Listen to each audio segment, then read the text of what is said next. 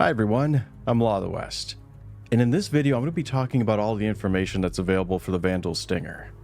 This ship used to be the Vanduul equivalent to the Vanguard series. It even had a weapon loadout that almost matched the standard Vanguard gun for gun.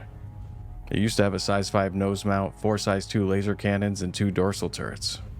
For its ordnance loadout, it used to have 24 size 2 missiles that were stored semi-internally within 2 sheaths that were located along each of the wings, and then later on that number was reduced to 16 missiles. And some early mock-ups for it had a rear entrance just like the Vanguard, as well as having a small amount of internal space. The only real technical difference that it had between it and the Vanguard at the time was that it was unclear if the turret was going to be solo operated or if it would need an additional gunner. But it's gone through a lot of changes since then, and the division between it and the Vanguard series has grown considerably. For starters, we can see here how the Kingship uses the Stinger as a kind of escape craft for the bridge crew.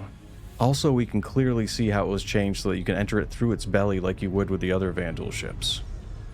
And it doesn't seem to have any internal space other than the flight deck. They've also made some considerable changes to its weapons loadout by getting rid of the nose mount and changing its wing-mounted weapons to 4 size 4 guns. Its weapons are now a combination of bespoke plasma cannons and the Vanduul's equivalent of a pair of Gatling guns. And it's hard to tell from these images, but the turret's weapons also appear to have been upgraded to size 3s. And there's been no word at this time if they've made any changes to its ordnance loadout.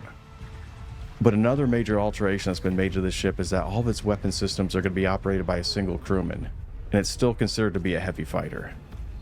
And this craft is going to be a top-tiered ship within its class. It's fast for its size and heavily armed.